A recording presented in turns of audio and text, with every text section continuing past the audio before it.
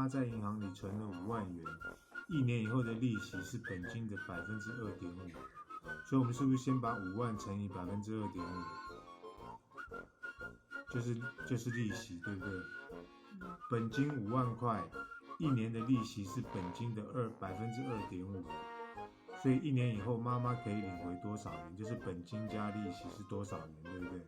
那我们是不是先把本金，先把利息是不是2.5%？对不对？利息是不是2%？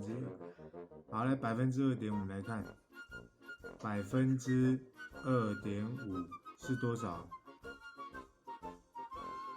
来125。2.5除以100，来，你用口语列2.5除以100等于多少？2.5除以100等于多少？0.02，就0.025，对不对？